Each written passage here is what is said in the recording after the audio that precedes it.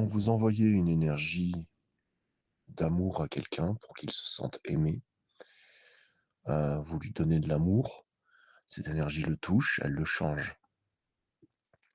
Si vous envoyez au contraire de la colère à quelqu'un, il va le ressentir, il va se sentir agressé, il va y réagir.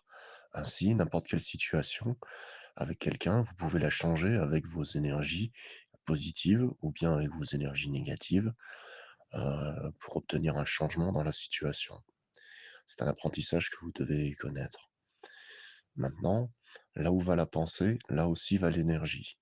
Donc quand vous pensez à quelqu'un et que donc vous lui envoyez de l'énergie négative ou de l'énergie positive, ça va le changer à distance que vous êtes. C'est une manière comme ça, en visualisant, donc en pensant à la personne, puisqu'en fait la visualisation, c'est simplement une image, dans la pensée. C'est c'est voir par la pensée, en fait, voir en pensée, en imagination. C'est la visualisation, voir en imagination. Donc et là où justement où vous envoyez l'énergie, c'est là où vous pensez. Quand vous pensez, vous avez naturellement l'image de ce à quoi vous pensez. Quand vous pensez à un ami, vous avez, même sans y réfléchir, vous voyez son visage. Quand vous pensez à un endroit, vous y pensez. Dans votre tête, vous voyez l'endroit. Sans forcer les choses, ça se fait naturellement. Et donc comme ça, on utilise la visualisation, voire en imagination, pour envoyer l'énergie sur une situation. Vous y pensez et vous y envoyez de l'amour. Vous savez que l'énergie y va parce que vous êtes en train d'y penser et vous faites ça à distance, dans votre tête, tout simplement. Donc de cette manière-là, vous pouvez jeter des sorts sur une situation, vous accompagnez ça par des mots. Quand on dit à quelqu'un: «Sois maudit» et qu'on lui met de la haine, on lui envoie des énergies négatives pour qu'il se sente mal et puis on lui souhaite, du mal. On dit ce qu'on veut qu'il lui arrive comme mal, mais on voit dans notre tête tout ce qu'on lui dit. On le voit naturellement parce qu'on est en train d'y penser et donc c'est pareil quand on est en train de bénir quelqu'un pour lui envoyer de l'amour, pour lui faire du bien. C'est tout à fait pareil. Donc c'est une manière de jeter les sorts de cette manière-là.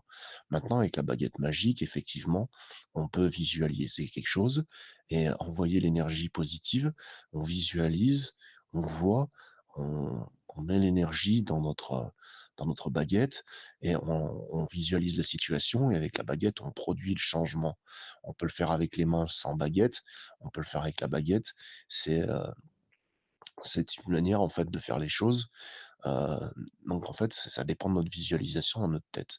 Il y en a qui vont faire de la magie comme ça sur les gens, sur une situation, à travers une boule de cristal où ils visualisent dans la boule de cristal, plutôt que de visualiser dans leur tête.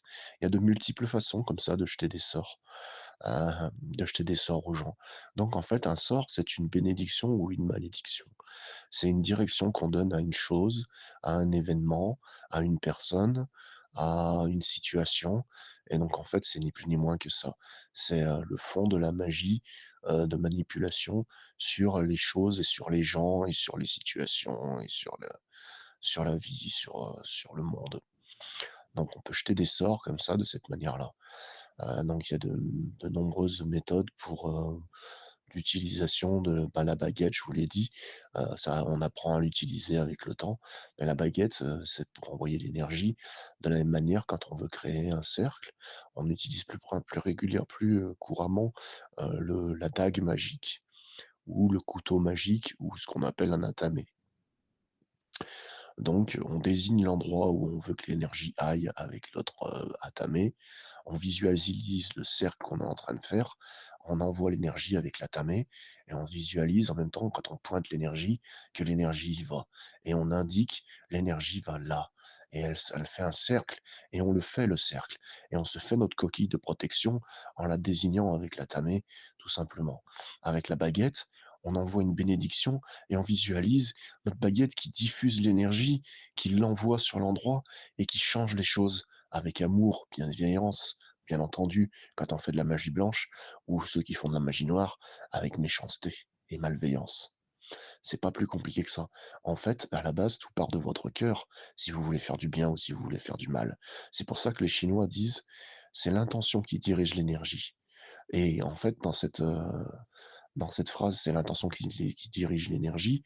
On sait que l'intention vient du cœur puisqu'en chinois, le caractère qui signifie, heu, l'intention, le yi en chinois, c'est un caractère qui est composé de 3 autres petits caractères.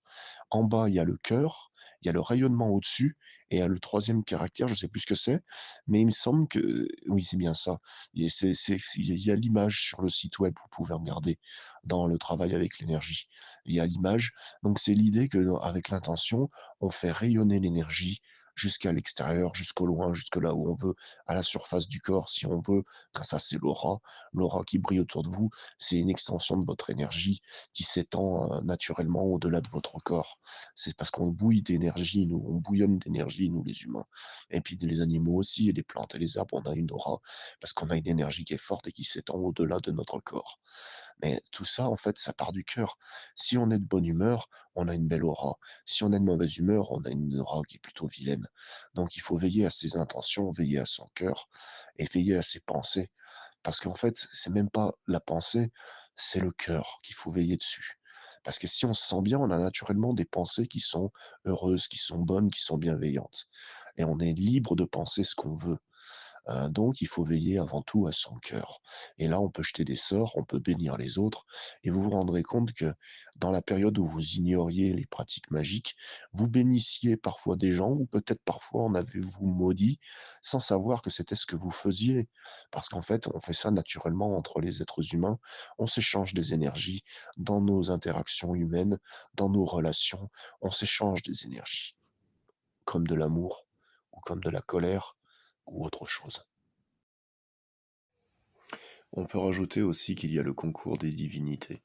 Effectivement, quand on travaille avec la mère de l'univers et le père de l'univers, on ne travaille pas au mal d'autrui puisqu'on travaille à l'équilibre et à l'harmonie entre tous les êtres au sein de tout l'univers. Effectivement, quand on veut donner une direction aux événements, on peut présenter les choses que l'on désire par la visualisation à la mère de l'univers et au père de l'univers et leur demander d'y donner le cours, en y mettant bien sûr le petit déclic qui donne le démarrage au processus. Quand on travaille avec les autres dieux, c'est une autre question.